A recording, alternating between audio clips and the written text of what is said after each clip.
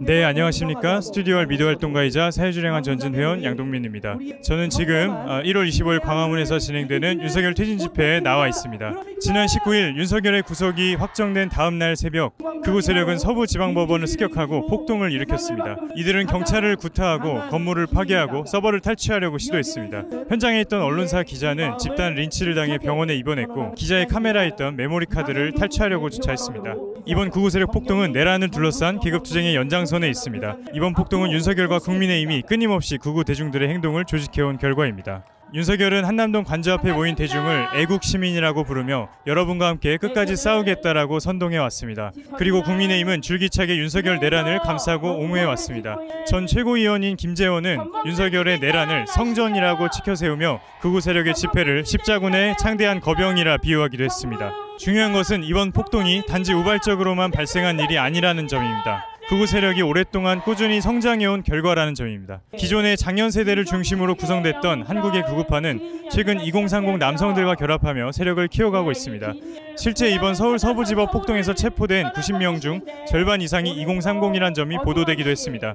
이번 폭동은 이들이 물리적으로 상당한 힘을 보여줄 수 있는 수준에 다다랐다는 것을 보여주는 하나의 위험한 징후입니다. 젊은 극우의 부상은 한국 자본주의가 청년 세대의 절망을 키워온 결과입니다. 가장 낮은 출생률과 가장 높은 자살률이 드러내듯이 무역전쟁과 기술전쟁으로 국제적 자본의 경쟁이 심화하는 가운데 자본가들은 더 많은 이윤을 위해 더 낮은 임금으로 더 오래 일하는 비정규직 노동자가 되라고 민중에게 강요해왔습니다. 자본주의 위기에서 만성화된 실업과 불평등, 미래에 대한 불안과 두려움이 극우 준동의 뿌리입니다. 그리고 이들은 미국, 아르헨티나, 이탈리아, 독일 등 다른 나라에서 확산되고 있는 극우와 마찬가지로 여성, 이주노동자, 성소수자, 장애인, 조직된 노동자들을 공격하며 생존권 위기의 원인을 소수자에게 돌립니다. 특히 한국에서 극우는 민주당 문재인 정부의 거대한 위선과 기만 덕분에 폭발적으로 자라났습니다. 문재인 정부는 2017년 집권할 때 기회는 평등하고 과정은 공정하며 결과는 정의로울 것이라 했습니다.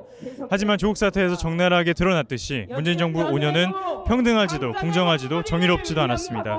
전례 없는 부동산 가격 폭등으로 자산 소유자들의 배를 불리며 청년들의 꿈을 빼앗았고, 공공부문 비정규직 정규직화도 최저임금 1만 원 공약도 지키지 않았으며 특별 연장 근로를 허용해 노동시간 단축을 무력화했습니다. 또 지금 극우 청년들에겐 반페미니즘이 매우 중요한 가치인데요. 이 또한 민주당식의 위선적 페미니즘이 낳은 결과입니다. 문재인 정부를 지나며 성별 임금 격차는 하나도 개선되지 않았습니다.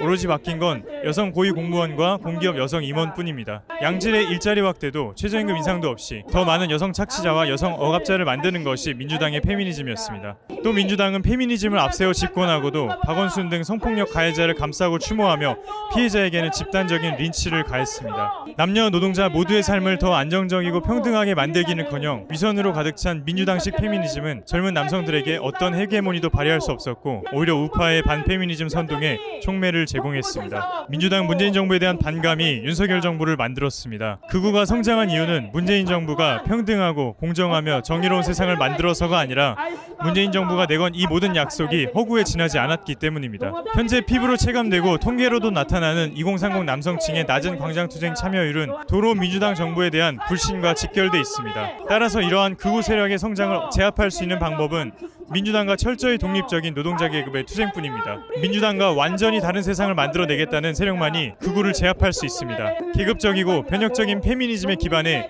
모든 여성과 소수자 혐오를 척결하는 운동, 모든 이들에게 평등하고 존엄한 삶을 보장할 수 있는 운동만이 극우를 제압할 수 있습니다. 이미 노동자 민중은 그런 역량을 보여주었습니다. 수백만 명이 윤석열 탄핵과 구속을 위해 거리로 나왔고, 남태령, 한강진에서 중요한 투쟁을 해냈습니다.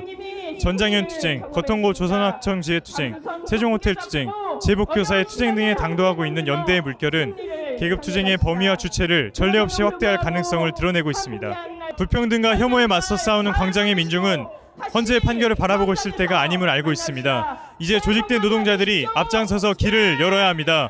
총파업 조직화 공동행동을 통해 함께 현장을 조직합시다. 그리고 광장의 동지들에게 함께 호소합시다. 민주노조에 가입해 함께 싸웁시다. 함께 일터를 멈추고 연차를 쓰고 조퇴를 하고 광장으로 모여서 사회적 총파업을 만듭시다. 그 힘으로 모든 내래한 세력을 척결하고 새 세상을 열어냅시다. 투쟁!